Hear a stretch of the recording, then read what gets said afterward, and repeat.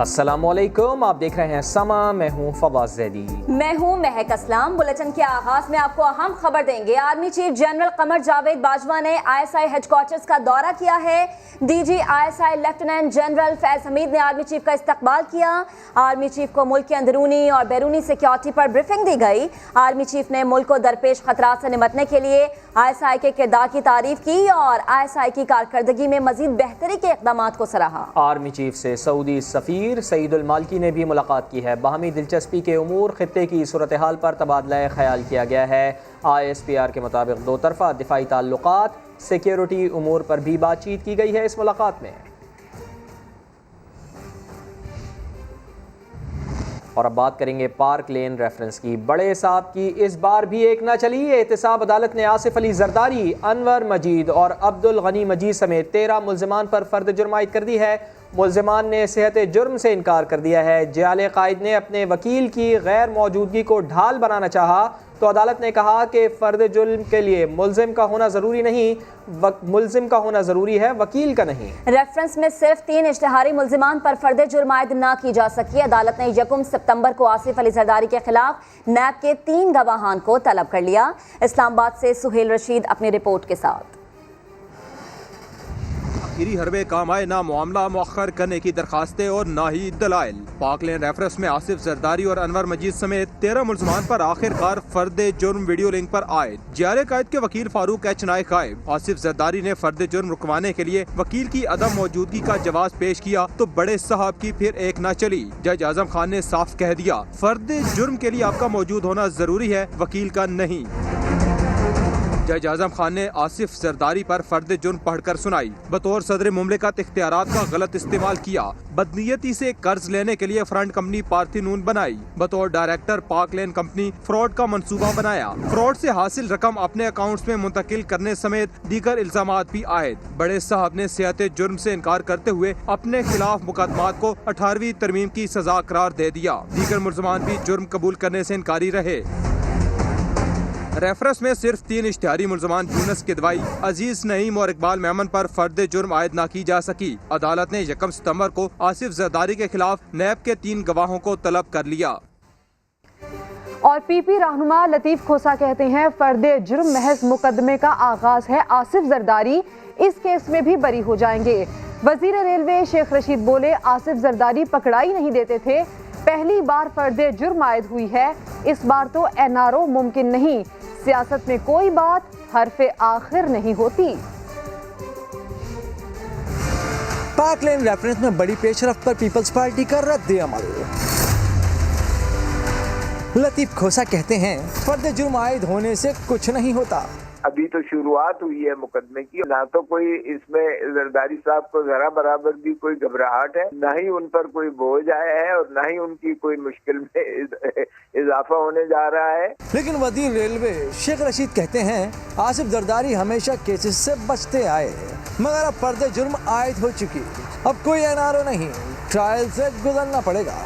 इस वक्त जितने भी केसेस लगे हुए हैं सब में वादा माफ को आए। शहबाज शरीफ और हमजा के केसेस इससे भी सीरियस हैं, तो ये 3-4 महीने केसेस बढ़ने के हैं और इसमें फैसले भी आ सकते हैं और ऐसे फैसले आ सकते हैं जिनके नतायज बड़े दूर होते होंगे। शेख रशीद का कहना है, इनकी कोशिश यही होती है कि बार्गेन हो और कोई दरमियानी रास्ता निकल आए। इस बार तो ऐसा दिखाई नहीं दे रहा, लेकिन सियासत में कोई चीज हरफे आखिर नहीं होती। खबरों में आगे देखिए, अरबपति चिलगोजे वाला। पार्क लेन रेफरेंस में फर्द जुर्म आयद किए जाने के दौरान आसिफ अली जरदारी सिन कार्ड खेलना भी ना भूले। बार बार जज से मुकालमा करते रहे, कहा मुझे सिंधी लिखा जाए, नैब ठीक से काम करे, बाद में माफिया मांगते हैं। सुहेल रशीद की रिपोर्ट। आसिफ जरदारी की वीडियो लिंक पर फर्द जुर्म के लिए अदालत पेशी। पाकिस्तान और पीपल्स पार्टी वाले झंडे वाली मेज सामने रख कर बैठे। अकब में जुल्फकार अली भुट्टो, बेनजीर भुट्टो और कायदे आजम की तस्वीर भी नजर आई। पूरा नाम पूछने पर जज से कहा, सिंधी कौम का नुमाइंदा हूँ, मुझे सिंधी लिखा जाए। आसिफ अली जरदारी ने समाअत के दौरान 3 बार जज से तफसीली मुकालमा किया। कहा, मैंने इस मुल्क को 18वीं तरमीम दी थी, दबाव इसलिए डाला जा रहा है कि अपनी पोजीशन से पीछे हट जाऊं। आप तो जज हैं, आप असूल पर चलें। जज आजम खान ने जवाब दिया, कानून सबके लिए बराबर है, हम असूल पर ही चलते हैं। नैब से शवाहिद मांगे हैं, दूध का दूध पानी का पानी हो जाएगा। समाअत मुलतवी होने लगी तो आसिफ अली जरदारी फिर बोल पड़े। इस बार कहा, नैब प्रोसिक्यूशन से कहें ये ठीक से काम करें। नैब वाले बाद में मुझसे माफिया मांगा करते हैं, अदालत भी ठीक से काम करे। जज आजम खान ने जवाब दिया, हम ठीक से ही काम करते हैं, आपकी समाअत खत्म हो गई है। 1 सितंबर को नैब के शवाहिद आएंगे, उसी दिन सबको सुनेंगे। जरदारी को मजीद बात से रोकने के लिए वीडियो लिंक बंद करा दिया गया। सोहेल रशीद, समा, इस्लामाबाद।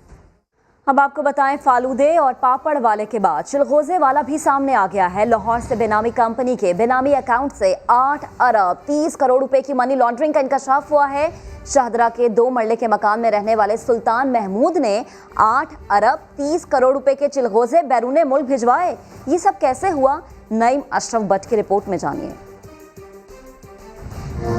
एक और बेनामी कंपनी और एक बेनामी अकाउंट से अरबों रुपए की मनी लॉन्ड्रिंग का इंकशाफ। हुसनैन एक्सपोर्ट है वो बेनामी कंपनी जिसके बेनामी अकाउंट होल्डर सुल्तान महमूद के जरिए 8 अरब 30 करोड़ रुपए के चलगोजे बैरूने मुल्क भिजवाए गए, लेकिन चलगोजों के इवज रकम सिर्फ 8 करोड़ ही वापस आ सकी। 2012 से 18 तक मुख्तलिफ बैंकों के जरिए की गई एक्सपोर्ट पर FBR के बेनामी जोन 2 ने तहकीकात का आगाज किया तो सुल्तान महमूद ने अपने नाम से बनाए गए अकाउंट और एक्सपोर्ट कंपनी से लाइल्मी का इजहार कर दिया। अरबों रुपए की एक्सपोर्ट करने वाला सुल्तान महमूद शाहदरा में 2 मरले के मकान में रहता है और निजी कंपनी का मामूली मुलाजिम है। FBR ने मनी लॉन्ड्रिंग करने वाले असल किरदारों का सुराग लगाकर उनकी कसूर में 30 करोड़ रुपए मालियत की 196 कनाल और सुंदर में 5 करोड़ रुपए की अराजी कुर्क कर ली। ज़राए के मुताबिक इतनी बड़ी मनी लॉन्ड्रिंग की तहकीकात किसी अहम शख्सियत तक जा सकती है। नईम अशरफ भट्ट, समा, लाहौर। तो मुल्की सियासत के बड़े बड़े नाम इस वक्त नैब के रेडार पर हैं। आज आसिफ जरदारी तो कल मरियम नवाज की बारी है। नून लीग की नायब सदर कल नैब लाहौर में पेश होंगी। मरियम नवाज को रायवंड में वाक़ई ज़र-ए-राज़ी की गैर कानूनी मुंतकली के खिलाफ तहकीकात के लिए तलब किया गया है। मजीद बात करेंगे रियाज अहमद से। रियाज, कल बड़ी पेशी होने जा रही है, क्या तैयारियां की गई हैं? जी बिल्कुल, नैब ने मरियम नवाज को कल दिन 11 बजे तलब किया है। वो उनको इस सिलसिले में तलब किया गया है कि 200 एकड़ अराजी जो है वो उनके नाम पर नैब का हुकाम का ये कहना है कि गैर कानूनी तौर पर मुंतकिल हुई है और साथ मरियम नवाज को कुछ सवालात भी भेजे हैं और साथ ये भी कहा गया वो जो मुतलका रिकॉर्ड है वो साथ लेकर आएँ।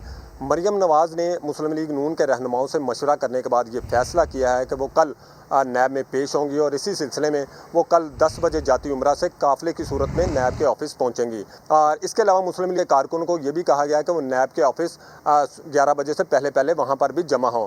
और नैब ने लाहौर पुलिस से सिक्योरिटी के लिए भी मदद तलब किया और लाहौर पुलिस ने उनको सिक्योरिटी के लिए पुलिस एहलकार भी फ्राहम सुबह कर दिए हैं। इसके अलावा नैब ने जो कोरोना के बायस SOPs हैं उसका ख्याल रखते हुए जो तफ्तीशी अफसरान हैं उनको कहा गया कि वो SOPs का ख्याल रखते हुए जब भी सवाल मरियम नवाज से करें तो वो फासला जो SOPs के मुताबिक है उसका ख़ास ख्याल रखें। जी, अकेले जाऊंगा, जलूस लेकर नहीं, मुआवजा क्या है कुछ ही देर में जानिए। एहतसाब अदालत ने मनी लॉन्ड्रिंग केस में हमजा शहबाज के जुडिशल रिमांड में 27 अगस्त तक तौसी कर दी है। मनी लॉन्ड्रिंग के जरिए आमदन से ज़ायद असासे बनाने के इल्ज़ाम में हमजा शहबाज को एहतसाब अदालत में पेश नहीं किया गया। जेल हुकाम ने बताया है कि मुलजिम को कोरोना वायरस के पेश नज़र एहतियाती तदाबीर की वजह से पेश नहीं किया गया। अदालत ने नैब प्रोसिक्यूटर से रेफरेंस से मुताल्लिक इस्तफसार किया, जिस पर नैब प्रोसिक्यूटर ने बताया है कि रेफरेंस तैयारी के आखिरी मराहिल में है, जल्द दायर कर दिया जाएगा। कुछ शरीक मुल्ज़िमान की तफ्तीश अभी जारी है। अदालत ने हमजा शहबाज को 27 अगस्त को पेश होने की हिदायत की है।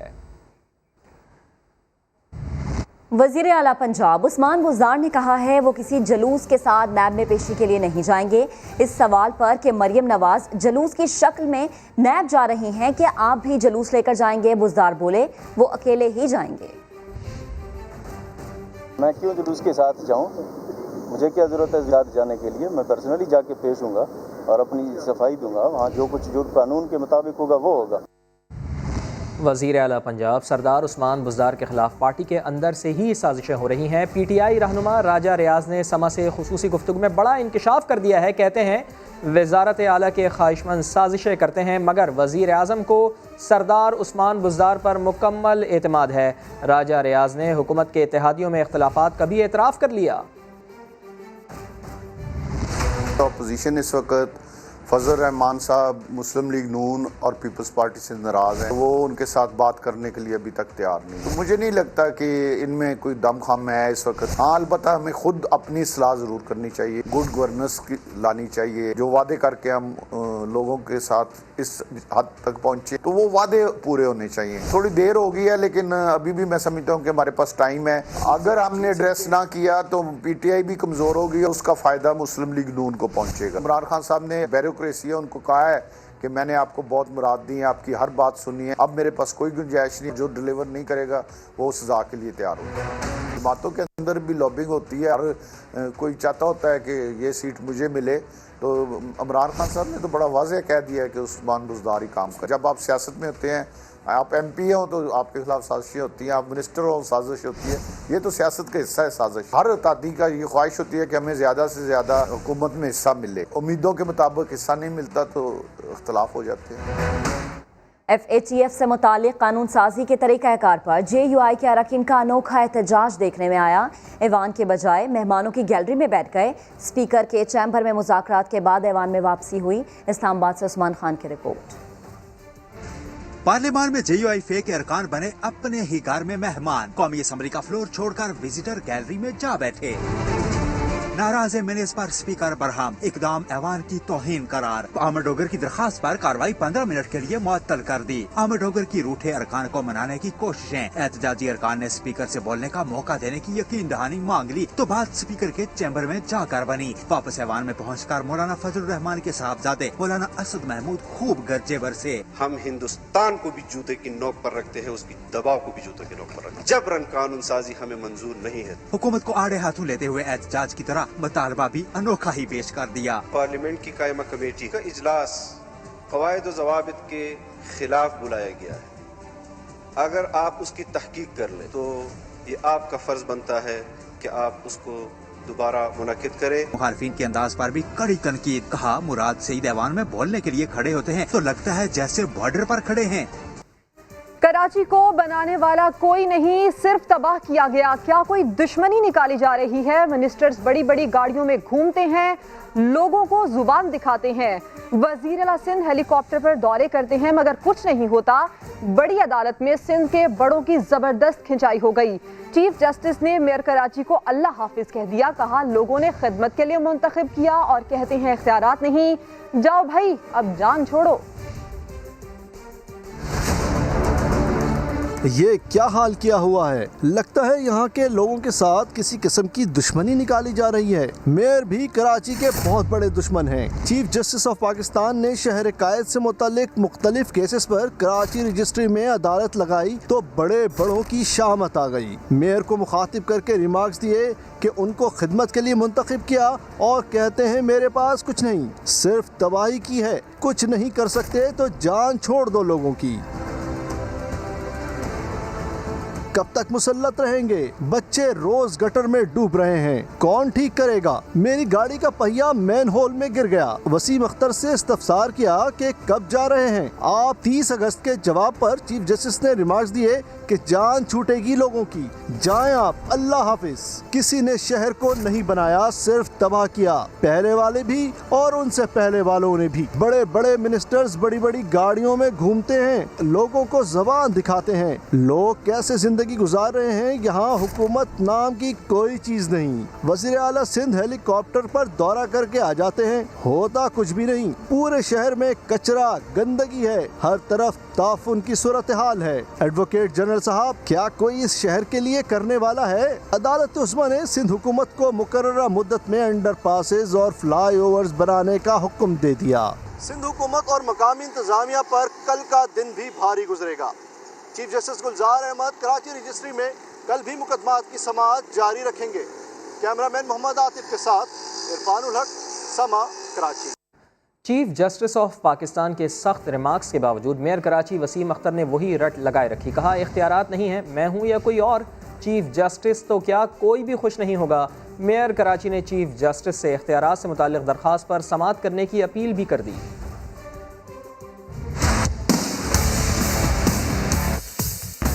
कचरे के इख्तियारात मेयर के पास नहीं है, पानी के इख्तियारात मेयर के पास नहीं है, सीवरेज के इख्तियारात मेयर के पास नहीं है, ट्रांसपोर्ट के इख्तियारात मेयर के पास नहीं है, बिल्डिंग कंट्रोल मेयर के पास नहीं है, मास्टर प्लान मेयर के पास नहीं है। तो अब सवाल ये बनता है कि फिर आप इस्तीफा क्यों नहीं दे देते? इस्तीफा क्यों नहीं दे देते? बहुत लोग बोलते हैं अगर मैं इस्तीफा दे दूँ तो क्या हालात ठीक हो जाएंगे?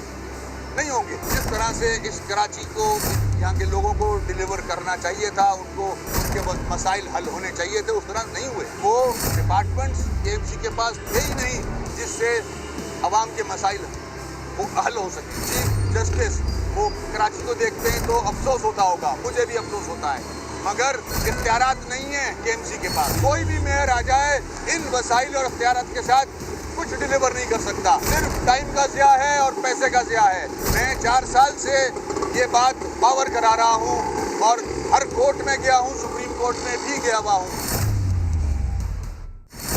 समा से रिक्वेस्ट करूंगा कि जर्नलिज्म करे। KMC का काम है हुई समा।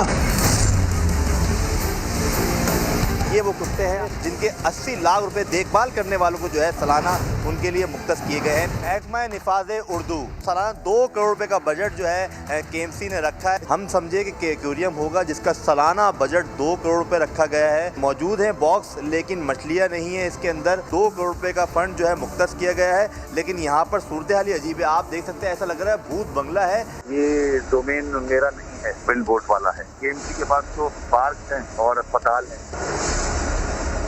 70 करोड़ का हैवी बजट रखने वाला ये रफीकी अस्पताल, कमरों में जो है वो ताले लगे हुए हैं। लांडी कुरंगी चिड़ियाघर ये भी KMC का ही है। तकरीबन 3.25 करोड़ रुपए का बजट इस लांडी कुरंगी चिड़ियाघर के लिए मुख्तस है। 5 करोड़ रुपए महीने के पड़ने वाले ये सिटी वार्डन किसी जगह हमें नजर ही नहीं आ रहा है। आखिर ये गुमशुदा सिटी वार्डन है कहाँ? तो सच बताएंगे, सब दिखाएंगे। बारिशों के दौरान समा की भरपूर कवरेज, इक़्तिदार के आला ऐवानों में भी गूंज सुनाई दी। वफाकी वजीर मुराद सईद ने समा के खिलाफ ट्रेंड चलाने का मामला उठा दिया। कहा, ऐसी सूरत हाल में मीडिया कारकुनान की जिंदगियों को खतरा हो सकता है।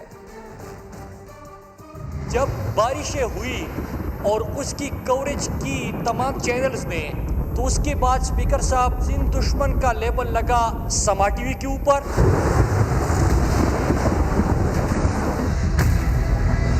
बारिश का पहला कतरा गिरने से लेकर कराची की तबाही तक समा ने सब दिखाया। इतना पानी है कि अगर इसको पानी जमा हो चुका है, तालाब बना हुआ है, पानी में हम लोग झील का मंजर पेश कर बस खुद पानी निकाल रहे हैं। फुट पानी मौजूद है। समा की भरपूर कवरेज की धूम इक़्तिदार के आला ऐवानों तक पहुंची तो वफाकी वजीर मुराद सईद बोल उठे। कहने लगे, सच दिखाने पर समा के खिलाफ मुहिम चलाई गई। ट्रेंड्स चले और एक तूफानी बदतमीजी, गालियां गलीज किस्म की। समा का कसूर था शहरियों की तकलीफ दिखाना, सिंध पर राज करने वालों को जगाना। जवाब में समा के खिलाफ झूठी मुहिम शुरू कर दी गई। ये सवाल संजय को करने दो। समा की हेडलाइंस पर जाली फुटेज लगाकर सोशल मीडिया पर शेयर की गई। मुराद सईद ने यह भी कहा कि समा के खिलाफ मुहिम से कारकुनों की जानों को खतरा हो सकता है। जो नफरतों के बीच इस कैंपेन की वजह से बोए गए हैं, स्पीकर साहब, ये उनके वर्कर्स के लिए नुकसानदेह हो सकता है, तो उनकी जानों का तहफ़्फ़ुज़ भी आपकी जिम्मेदारी है। वफाकी वजीर मुराद सईद ने समा की कवरेज के खिलाफ मुहिम का नोटिस लेने की दरख्वास्त भी की।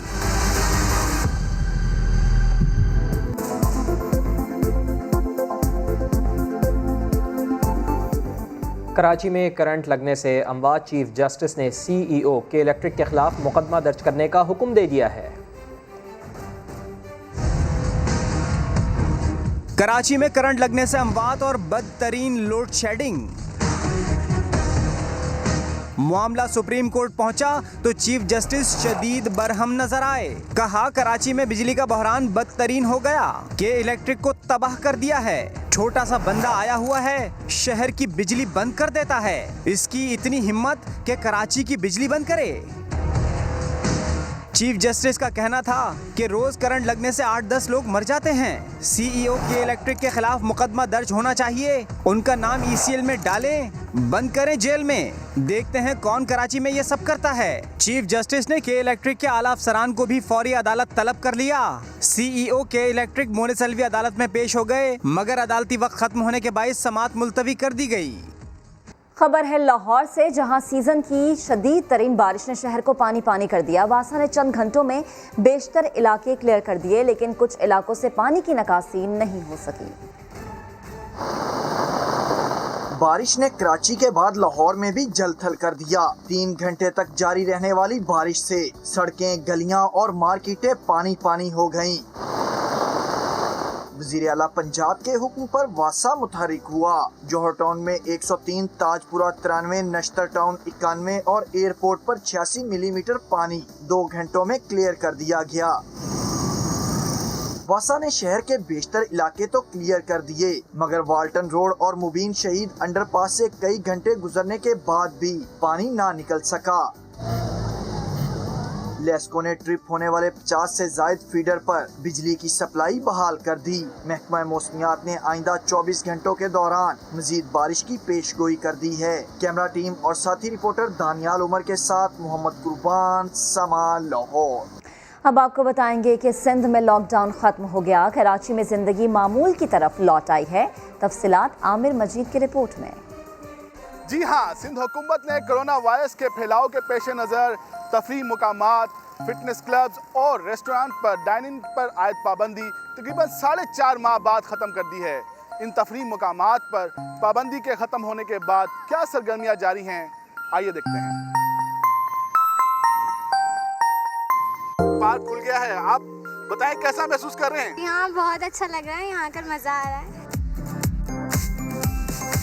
बहुत अच्छा लग रहा है। ये कोरोना के चक्कर में तो बिल्कुल ताला लग गया था घर में। 4.5 माह से आए डाइनिंग पर पाबंदी के बाद कराची की मशहूर फूड स्ट्रीट बंस रोड की रौनकें भी बहाल हो गई हैं। हम 4 महीने बाद आज आपस में बैठ के बातें कर रहे हैं, तो हम 3 घंटे से बात कर रहे हैं, हमें टाइम का पता भी नहीं लग रहा है। 4.5 माह से आयद पाबंदियों के खात्मे के बाद शहर की रौनकें दोबारा बहाल हो गई हैं। Welcome back. अब आपको बताएं कि UN जनरल असम्बली के नौमुंतखब सदर का दौरा पाकिस्तान, पहले रोज मसला कश्मीर ही छाया रहा। वज़ीर आज़म से UN जनरल असम्बली के नौ मुंतखब सदर वोल्कन बोज़किर की मुलाकात। इमरान खान की मुअज़्ज़िज़ मेहमान को 75वें इजलास के लिए सदर मुंतखब होने पर मुबारकबाद। मकबूजा कश्मीर में इंसानी हुकूक की खिलाफ वर्जियों का मामला भी उठा दिया। भारतीय करतूतों का कच्चा चिट्ठा बयान, संगीन सूरत हाल से निमटने के लिए किरदार अदा करने पर जोर। अहम बैठक के बाद मुअज़्ज़िज़ मेहमान और वज़ीर ख़ारजा की दफ्तर ख़ारजा में मुश्तरका प्रेस कॉन्फ्रेंस। शाह महमूद कुरैशी का दुनिया से मसला कश्मीर पर 2 एटमी क़ुव्वतों का तसादुम रोकने का भी मुतालबा। That if you need and if we desire for a sustainable peace in this region, then the issue of Jammu and Kashmir has to be addressed. Vulcan Bozkir ने कहा, वज़ीर आज़म इमरान खान का विजन बेहतरीन है, वो खित्ते में अमन चाहते हैं, मसला कश्मीर पर किरदार अदा करने की भी यकीन दहानी।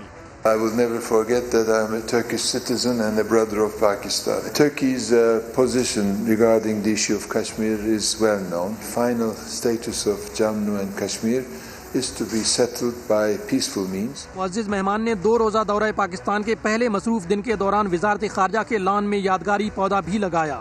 और इसी के साथ ही वक्त हो गया है ब्रेक का, जिसके बाद दोबारा हाजिर होंगे हेडलाइंस के साथ। आप देखते रहिए समा।